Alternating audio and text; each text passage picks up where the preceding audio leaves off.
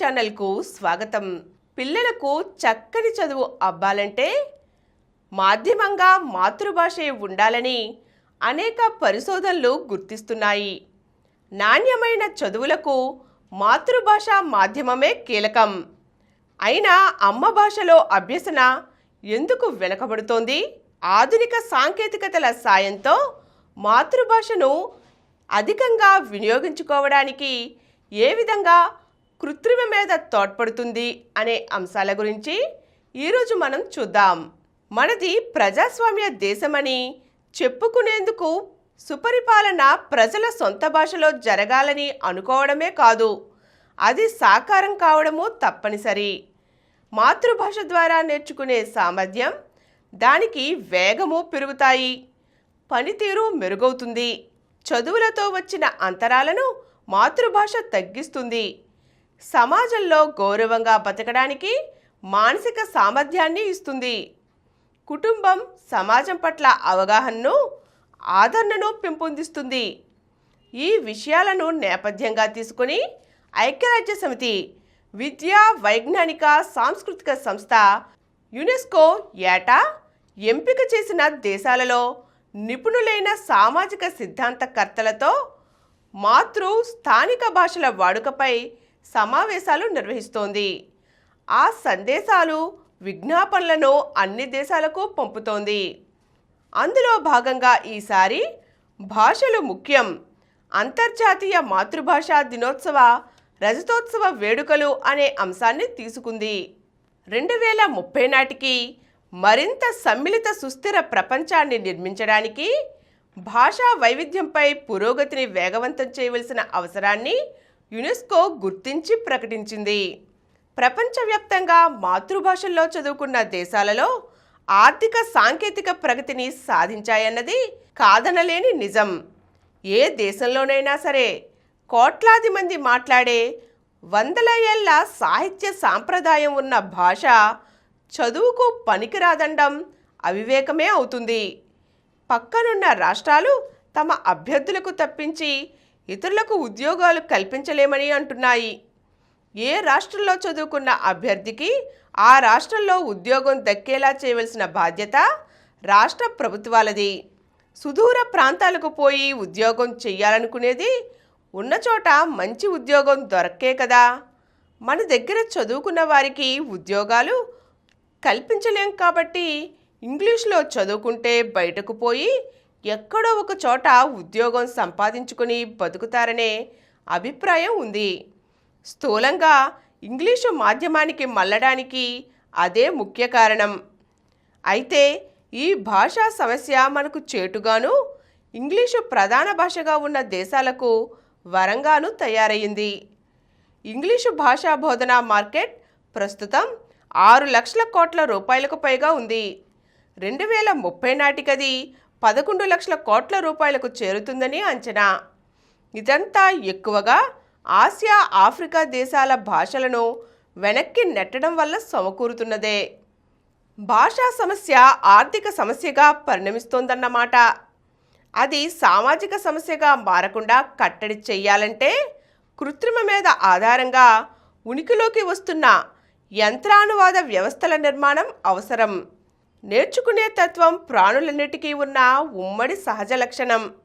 అయితే భాషలను నేర్చుకోగలిగిన సామర్థ్యం ప్రాణులన్నిటికీ లేదు.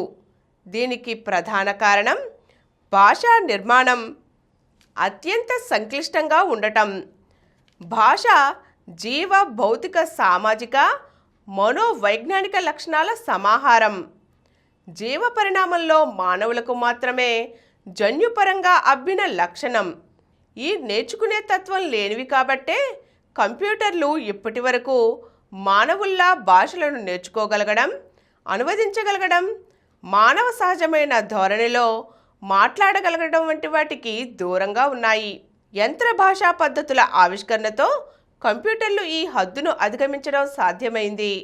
దాంతో భాషా సాంకేతిక భావన విప్లవాత్మక మార్పులకు గురయ్యింది. దీనికి ఆధారం సూత్రప్రాయమైన వ్యాకరణ రచనల స్థానంలో లక్షల కోట్ల పదాల నిడివిగలిగిన బృహత్ భాషా నిధులను తయారు చేయడం. టీకా సహితంగా యంత్రాభ్యాసనతో కోట్ల కొద్దీ పద ప్రవృత్తులను సందర్భపూర్వకంగా విశ్లేషించడం ద్వారా కృత్రిమ మీద ఆధారిత యంత్రానువాద వ్యవస్థలు భాషల మధ్య అంతరాలను చెరిపివేయగల సామర్థ్యాన్ని పొందుతున్నాయి. సూత్రబద్ధమైన వ్యాకరణం ద్వారా కంప్యూటర్లకు సమర్థంగా భాషను నేర్పలేం. చుట్టుప్రక్కల వారు మాట్లాడే దానిని భాషా నిధులుగా గ్రహించి వ్యక్తులే సొంతంగా వ్యాకరణం తయారు చేసుకుంటారు. అలా 12 ఏళ్ళు వచ్చేసరికి పిల్లలు భాషను బాగా నేర్చుకోగలుగుతారు. కృత్రిమ మేధకు కూడా మనం విరివిగా పద సంపదను అందిస్తే వాటిని బట్టి అది మెరుగైన ఫలితాలను అందిస్తుంది.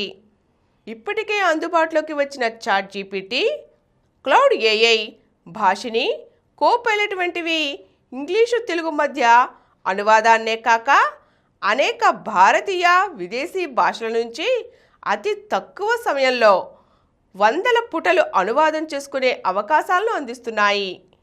వాడిన కొద్దీ గుణాత్మకంగా తయారవుతున్నాయి.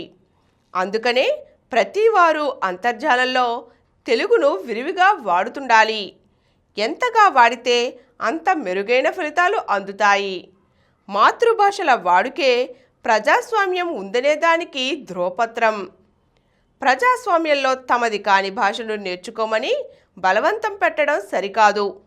ఎవరైనా తాను ఎంచుకున్న భాషలో మాట్లాడటానికి, రాయడానికి కృత్రిమ మీద వీలు కల్పిస్తోంది. పైపెచ్చు ప్రజలు ఇష్టపడే భాషలో వినగలగటం, చదవగలగడం సాధ్యమవుతోంది.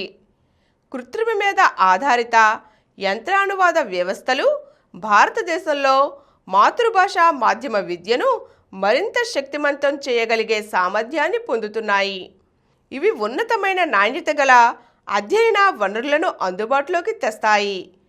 బహుభాషా బోధనకు మద్దతు ఇస్తాయి. అంతేకాక భాషా వారసత్వాన్ని సంరక్షించడం ద్వారా విద్యా ప్రగతికి దోహదం చేస్తాయి. ఈరోజు మనం తెలుగు మరింత బలపడడానికి, అందరికీ చేరువ కావడానికి కృత్రిమ మీద ఎలా తోడ్పడుతుందో తెలుసుకున్నాం కదండి. మరో చక్కని అంశంతో మళ్ళీ కలుద్దాం. ఈ కార్యక్రమం మీకు ఎంతో నచ్చింది కదా. ఇటువంటి మరిన్ని వీడియోల కోసం అనతి కాలంలోనే 20 కోట్లకు పైగా వ్యూస్ సాధించిన సమరం ఛానల్ సమర్పించు సమరం ప్రగతి ఛానల్కు సబ్స్క్రైబ్ చేయండి, లైక్ చేయండి, మీ ఫ్రెండ్స్కి షేర్ చేయండి. అలాగే ప్రక్కనున్న గంట సింబల్ని ప్రెస్ చేయడం మర్చిపోకండి.